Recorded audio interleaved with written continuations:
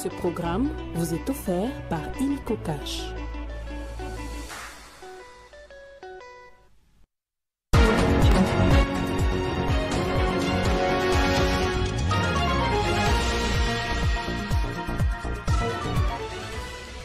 Le mécanisme conjoint des vérifications est élargi et désormais saisi de la participation de l'armée rwandaise aux côtés du M23 dans la guerre qui déchire l'Est de la République démocratique du Congo. La RDC affiche des avancées significatives en matière de stabilisation économique, marquée par une réduction historique du taux d'inflation. Actuellement, le taux d'inflation s'est situé à 23,8%. La journée du 3 janvier est déclarée chômée et payée sur l'ensemble du territoire national. C'est en marge de la commémoration de la journée du 4 janvier dédiée aux martyrs de l'indépendance qui tombe cette année un samedi. Bonsoir à tous, bienvenue sur Télé 50. Si vous nous rejoignez, le mécanisme conjoint des vérifications élargi est désormais saisi de la participation de l'armée rwandaise aux côtés du M23 dans la guerre qui déchire l'Est de la République démocratique du Congo, particulièrement dans la province du Nord Kivu. C'était à l'issue d'une mission que sa délégation a effectuée jeudi 2 janvier 2025 dans les territoires de Lubero. Les FARDC ont présenté à cette délégation des soldats rwandais capturés il y a quelques semaines en Nduloma par l'armée congolaise. Le mécanisme conjoint de vérification élargi est composé des experts des armées des pays de la région des Grands Lacs. Sa mission est de surveiller et de mener des enquêtes sur des incidents sécuritaires dans la région. Cette structure a été saisie il y a peu par la RDC après qu'un militaire s'identifiant comme membre de l'unité spéciale de RDF, l'armée rwandaise, a été capturé par les FARDC sur le théâtre de combat dans le village de Nduluma, au sud du territoire de Lubero, au Nord Kivu. D'après le lieutenant-colonel Mak Azukai, c'est à l'invitation du gouverneur du Nord Kivu et du commandant du secteur opérationnel Grand Nord Sukola 1 que la délégation du mécanisme conjoint de vérification élargie est arrivée ce jeudi 2 janvier à Lubero Centre pour la cause. Il a d'abord échangé avec le commandant du secteur opérationnel Sukola 1 Grand Nord, avec à ses côtés l'administrateur du territoire de Lubero et beaucoup d'autres officiers généraux et supérieurs des FARDC en opération dans la zone. Le général-major Bruno Mandevou a peint devant ses hôtes la situation de terrain. Dans la délégation figurent aussi des experts de la MONUSCO et de la SADC qui se sont entretenus avec le soldat rwandais de première classe, Iradon Kunda Jean des Dieux, capturé par les FARDC le 21 décembre dernier au sud du territoire de Lubero.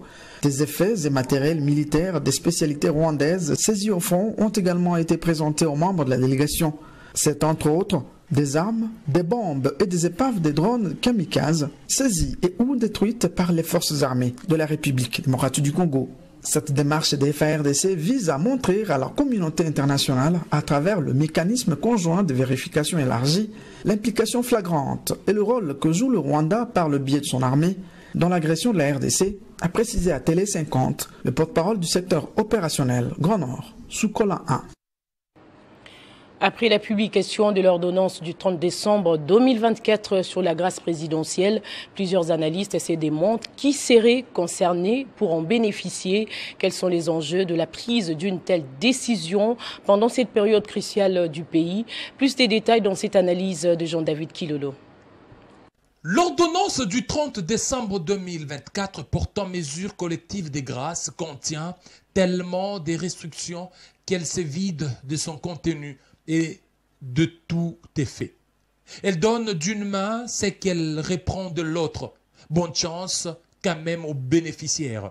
Dixit professeur Nyabirungu sur son compte X.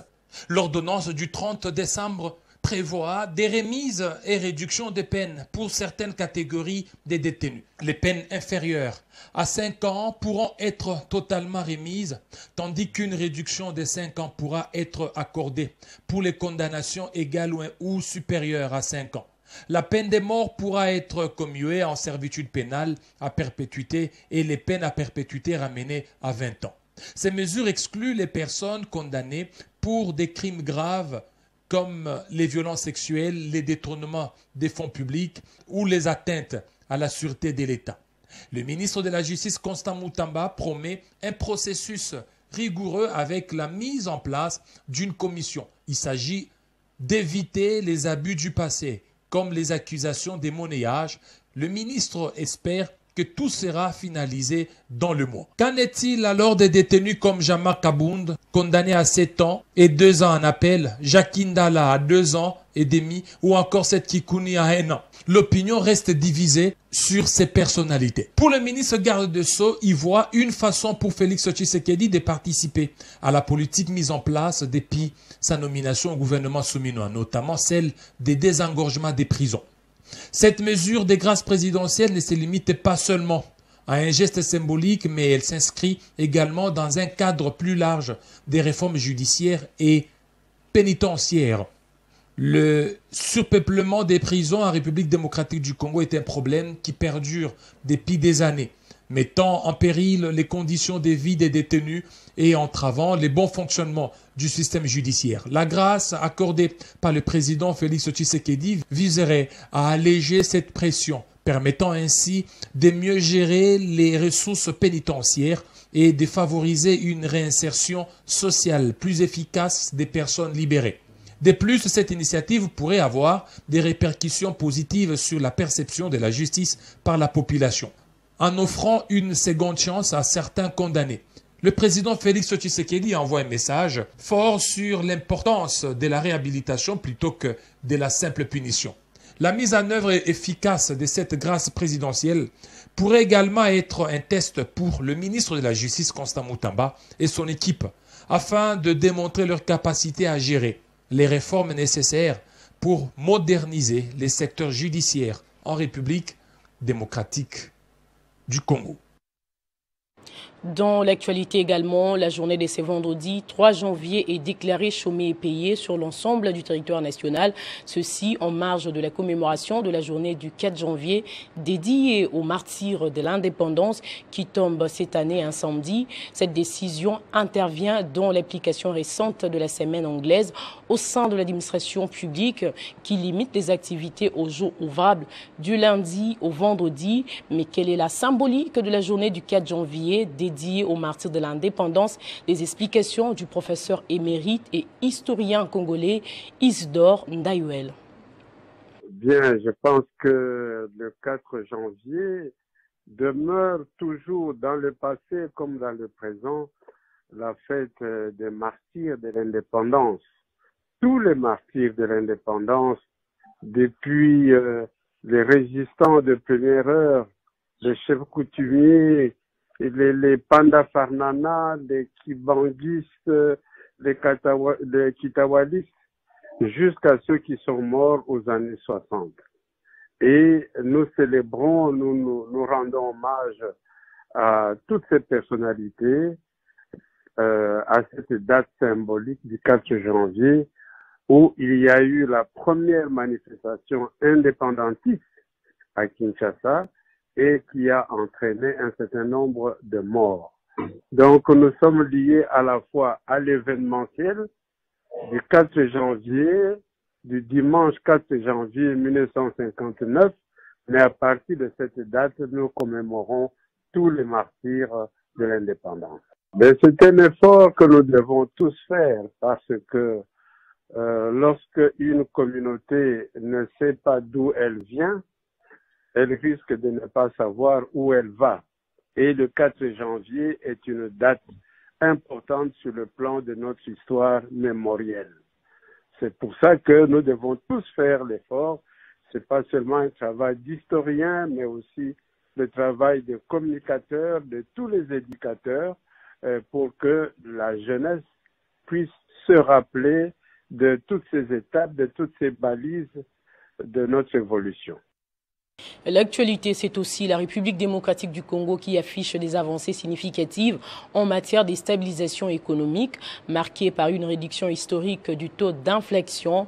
Au 31 décembre 2023, le taux d'inflation s'est situé à 23,8% contre 11,7% à la même période en 2014. Une amélioration spectaculaire a été enregistrée en 2024 avec une chute notamment du taux d'inflation passant de 20% en juin à 11,7% en décembre. Qu'est-ce qui justifie cette performance des finances publiques? Plus de détails dans cet élément.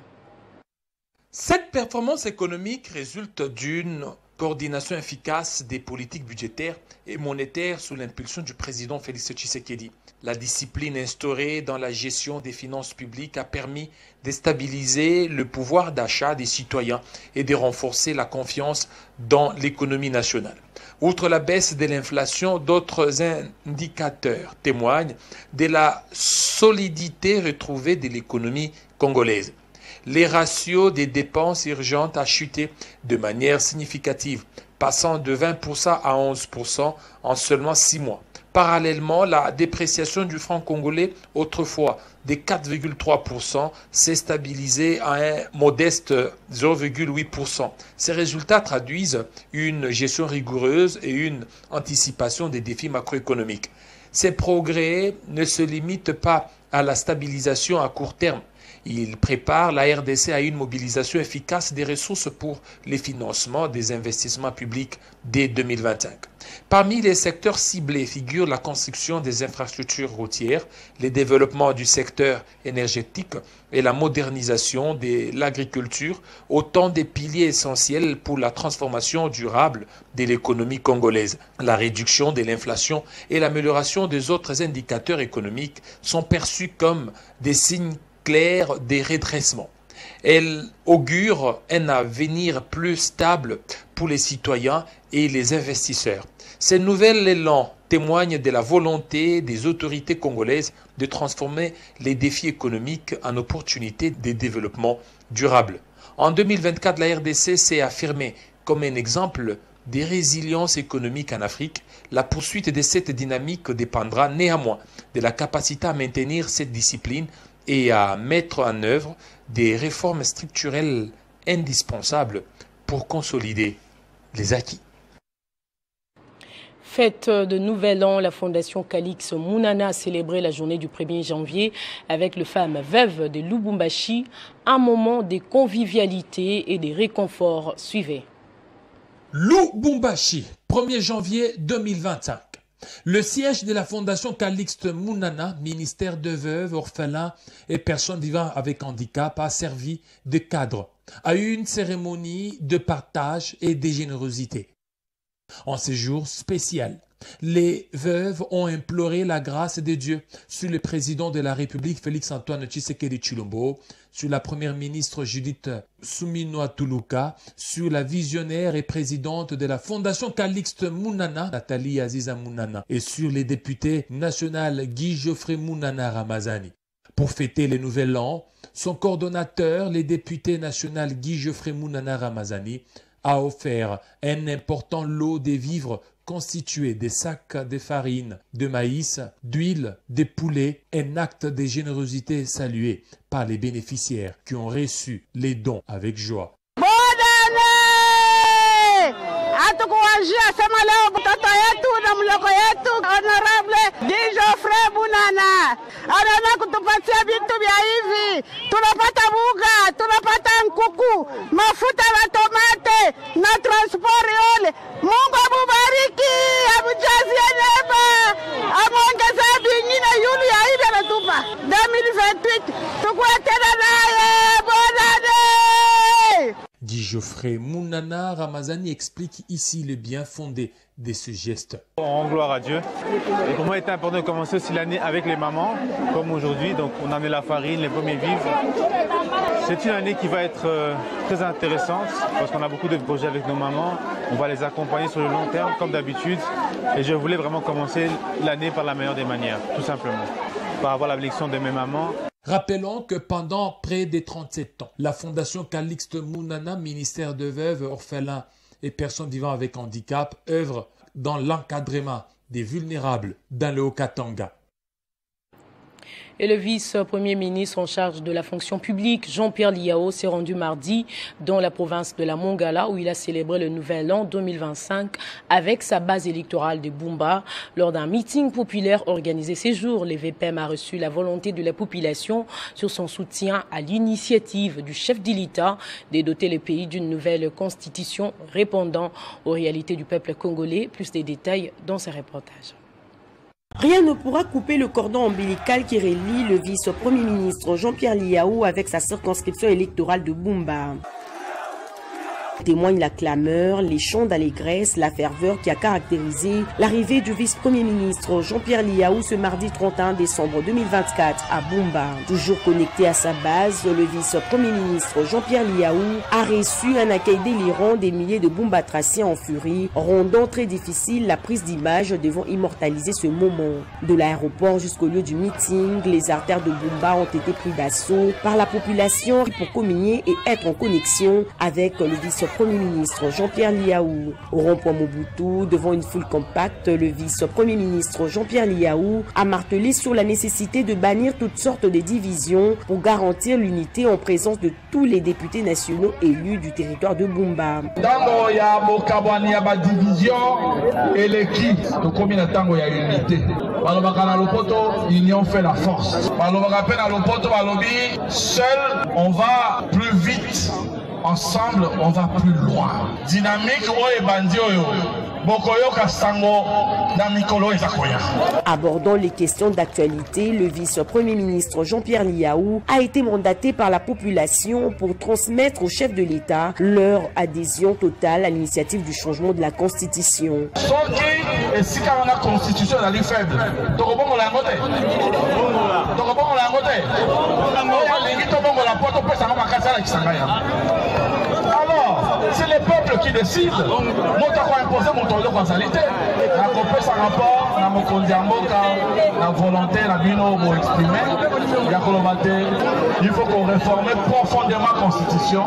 Tard dans la soirée, la population de Bumba a célébré la nouvelle année avec les artistes musiciens Michel Bakenda et Robino Mondibou, invités par le VPM Jean-Pierre Liao, qui, à l'occasion, a présenté ses vœux de nouvel an aux Bumbatraciens. Et au Katanga, sachez qu'en cette fin d'année, les élus provinciaux ont communié avec leur base. En tête, le ministre provincial de l'Éducation et Recherche scientifique. Il a personnellement démontré à la population qu'il a accueilli en liesse les travaux de titan abattus dans la province par le gouverneur Jacques Aboulakatoué et toute son équipe. Communier avec leur électorat de Mitwaba, voilà les mobiles du déplacement le 31 décembre 2024 dernier des élus provinciaux de cette partie de la province du Haut-Katanga, à savoir Kadinga Mulundule Georges, ministre provincial de l'Éducation, Recherche scientifique, Nouvelle citoyenneté, Communication, Culture et Art, Jeunesse et Sport, Kishimbangoy, Patrice et John Kiandoa, tous deux députés provinciaux élus de Mitwaba. Accueillis triomphalement à l'entrée de Mitwaba, au quartier Makanda, les trois fils du coin ont drainé une foule innombrable par une marche à pied jusqu'au terrain de football où le ministre Georges Kadinga Mulundule s'est adressé à la population. Il a, de prime abord, remercié le chef de l'État, Félix Antoine Tshisekedi Tshilombo, pour les différentes réalisations visibles dans les territoires, entre autres la construction de 10 écoles et 5 centres de santé dans un temps record dans le cadre de PEDEL, 145 territoires, l'asphaltage de la route Mitwaba et bien d'autres projets. Ensuite, il a dit merci au gouverneur Jacques Aboulakatoué pour l'avoir nommé ministre provincial et de l'apport de son gouvernement à Mitwaba. Par rapport à la révision constitutionnelle, le lieu de Mitwaba n'est pas allé par les dos de la cuillère.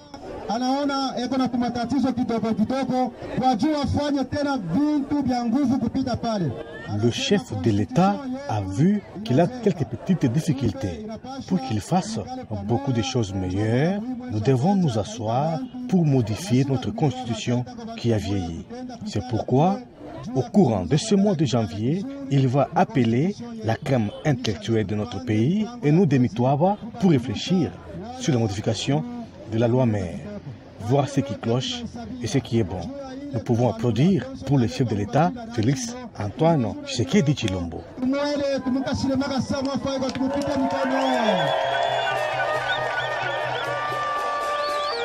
avec cette foule nombreuse venue accueillir les 3 fils du terroir, un héros. Cela est une preuve éloquente que Georges Kadinga Mulundule, Fabrice Kishimbangoy et John Kendoa sont des vrais leaders à Mitwaba.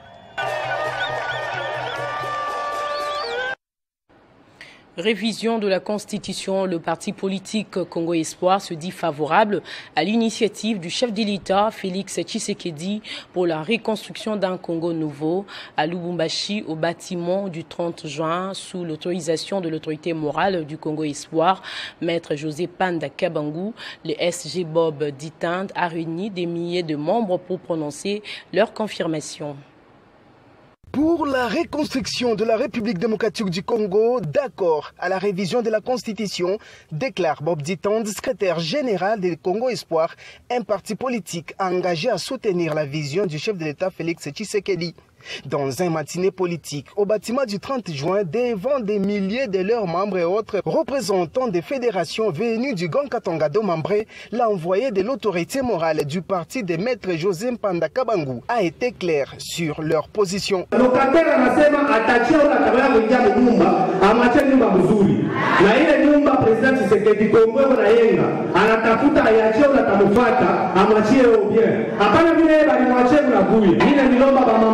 Mwezo mwenekala mwele tubariki. Mwezo mnambarikiana papa Tshisekedi. Hala kide. Muombe jua wanatafuta na mkonganishe. Na mimi mna profiter de cette occasion.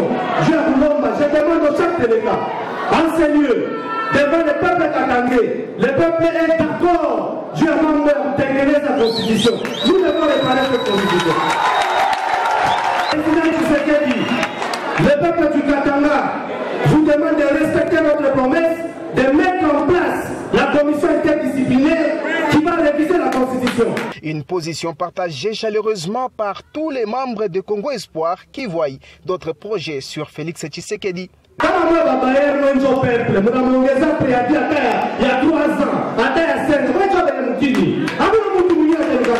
Des échanges pertinents des différents intervenants avec leurs membres, guidés par le fédéral Yannick Kindundu. Dans ses habitudes de générosité, le SG a par la même occasion distribué un nombre consistant d'épargne aux femmes du parti pour bien débuter l'année 2025. La construction du tout premier palais des congrès de la résidence officielle de la gouverneure de province et celle d'autres officiels évolue à grande vitesse, située au quartier Golf Mangamanga près de Kolwezi, dans les territoires des Moutiata. Ces ouvrages vont constituer un véritable boom immobilier avec un impact social et économique considérable dans cette contrée de la province cobaltifère. Le palais des congrès aura la capacité d'au moins 1000 personnes. La résidence officielle de la gouverneure est déjà à l'étape définition. La province du Lualaba est en pleine métamorphose grâce au projet ambitieux initié par la gouverneure Fifi Masuka Saini sous l'inspiration du président Tshisekedi. Au quartier Golf Mangamanga dans les territoires des Muchacha, non loin de la ville de Kolwezi, des nouvelles bâtisses sortent des terres.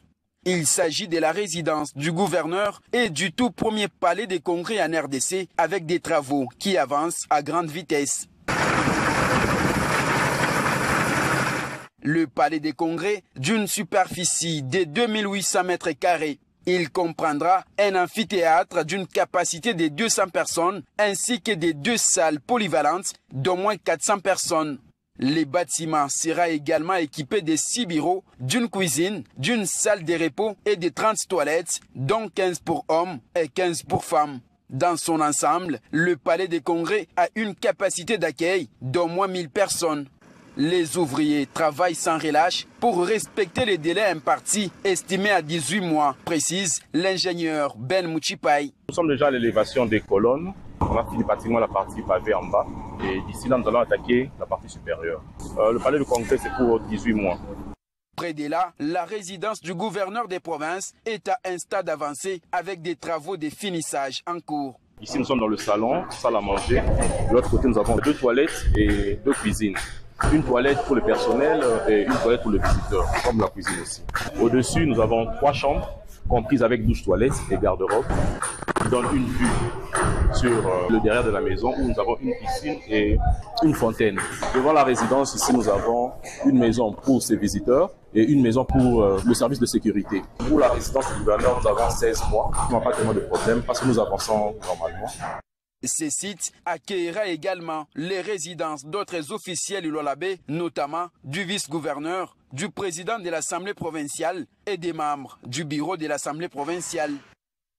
À Kipushi, le cercle Mungoti a servi des cadres vendredi 3 janvier 2025 à la cérémonie des vernissages du livre Hommage à Kabuya Lumuna, parcours d'un digne fils de Kipushi. L'auteur du livre, Sanga Captiva, revient sur les parcours du feu professeur de l'université de Kinshasa, sénateur pour son engagement en faveur de son terroir et dont le parcours est appelé à inspirer la jeune génération.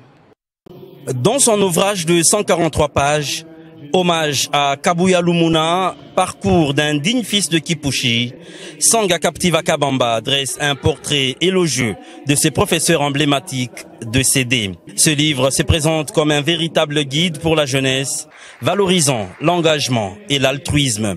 Sous l'impulsion de la professeure Irène Kyungungoy, le cercle culturel L'Ascenseur a porté cet ouvrage sur les fonds baptismaux, soulignant ainsi l'importance de la lecture pour l'épanouissement culturel des jeunes. Le titre éponyme de l'ouvrage exhorte à l'optimisme et résonne comme un véritable plaidoyer pour une renaissance des valeurs cardinales qui ont fait de Kabuya Lumuna un homme célèbre et prospère. Les interventions lors de cette cérémonie ont mis en lumière le riche parcours de Kabuya Lumuna. Mathieu Banza, enseignant de latin et de français, a notamment salué ses nombreuses actions en faveur de la jeunesse de Kipushi, ses ouvrages littéraires et son engagement politique, souvent au prix de l'exil et de l'emprisonnement. Nous jetons des fleurs en Sanga Polydor Kabamba. Le livre est captivant. La qualité de l'ouvrage, salué par l'ensemble des intervenants, témoigne du talent de Sanga Captiva, qui signe ici sa deuxième publication. Kipushi aujourd'hui, c'est à la périphérie, mais ça regorge plein de talents dans tout le domaine. Kipushi, on peut dire que c'est le berceau du savoir dans le Haut-Katanga. Baptisé par le professeur émérite Huit Mulongo, en présence de nombreuses personnalités de Kipushi, Hommage à Kabuya Lumuna s'inscrit désormais dans les patrimoines culturels de la République démocratique du Congo.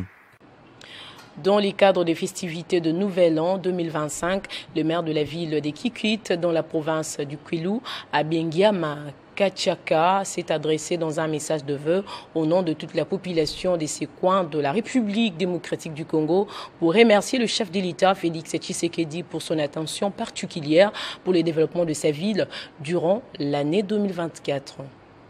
Excellence, Monsieur le Président de la République et chef de l'État, Félix Antoine Tshisekedi Tshilombo, avec l'expression de mes hommages les plus déférents.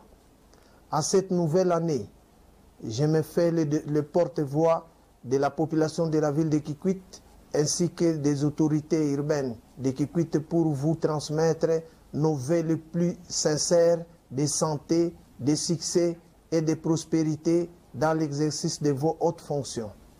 Excellence, nous saluons avec admiration vos efforts constants pour renforcer l'unité nationale, consolider l'état des droits et promouvoir le développement durable de notre pays. Votre vision courageuse pour un Congo fort et prospère trouve un écho particulier auprès de la population de Kikwit qui se tient fermement à vos côtés. La ville de Kikwit et sa population tiennent à réaffirmer leurs engagements et leur soutien indéfectible à votre leadership.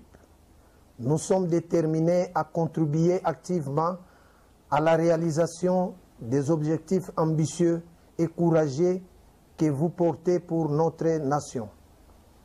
Que le Tout-Puissant vous accorde la force et la sagesse nécessaires pour mener à bon port cette mission au service du peuple congolais. Avec toute notre considération et notre profond respect, nous vous souhaitons bonne année 2025. Rendons-nous à présent à Matadi. Avant de se quitter, la ville a été le témoin d'un acte significatif en faveur de l'environnement et de l'assainissement. Le maire de la ville, Dominique Nkodiambete, a réceptionné un lot important des matériels d'assainissement offerts par le port ultramoderne Matadi Gateway Terminal MGT dans le cadre de ses interventions sociales en faveur de la population des Matadi. Reportage. Cette action que le port ultramoderne Matadi Gateway Terminal MGT a déjà posée il y a de cela quelques années dans le cadre de ses interventions sociales en faveur de la ville de Matadi revêt cette fois-ci un caractère particulier. C'est le corps des génies de la 12e région militaire qui va utiliser ces matériels dans ses différentes tâches liées à la gestion des déchets, condition sine qua non pour avoir un environnement plus propre et sain. En présence des hauts gradés de ces corps militaires, le directeur administratif des MGT Eric Zangombila a remis officiellement au maire de la ville, Dominique Nkodiambete, les équipements qui comprennent les brouettes, des perles, des râteaux, des gants et beaucoup d'autres outils d'assainissement. Remettons le matériel devant témoins, devant tout le monde, pour le bien-être de nos populations. Veuillez accepter cette brouette en titre symbolique pour le bien-être de nos populations de la ville de Matadi. Cette action exprime le soutien des responsables des MGT à contribuer à l'amélioration de la qualité de vie des communautés où ils opèrent. Le maire de Matadi, Dominique Nkodia, a exprimé sa gratitude envers la hiérarchie des MGT pour ses soutiens précieux à ses efforts visant à maintenir la ville propre et assainie. Nous remercions tous les actionnaires du port MGT qui pensent à la ville de Matadi chaque fois que nous sommes dans les besoins. Donc, les matériels sont là, nous allons les utiliser pour servir la ville de Matadi, surtout les grands besoins d'assainissement qui se posent aujourd'hui dans cette ville. Donc merci au port MGT, merci des génies militaires qui vont nous accompagner pour gagner ce pari de rendre la ville de Matadi plus propre qu'avant. Ainsi, tout en marquant un tournant important dans la gestion des déchets à Matadi, ces dons en matériel d'assainissement symbolisent aussi l'engagement des MGT à aider la ville de Matadi à atteindre ses objectifs de propreté et de bien-être de la population. Place au rappel des titres à présent. Le mécanisme conjoint des vérifications élargi est désormais saisi de la participation de l'armée rwandaise aux côtés du M23 dans la guerre qui déchire l'Est de la République démocratique du Congo. La RDC affiche des avancées significatives en matière de stabilisation économique, marquée par une réduction historique du taux d'inflation. La journée du 3 janvier est déclarée chômée et payée sur l'ensemble du territoire national. C'est en marge de la commémoration de la journée du 4 janvier dédiée aux martyrs de l'indépendance qui tombe cette année un samedi. Ainsi s'achève complètement ces journaux. L'actualité se poursuit sur les www.tele50.cd et sur YouTube Banamboka Congo.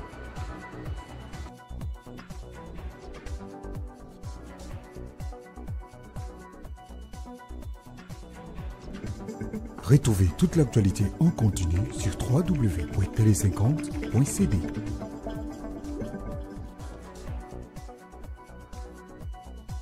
Ce programme vous a été offert par Illico Cash.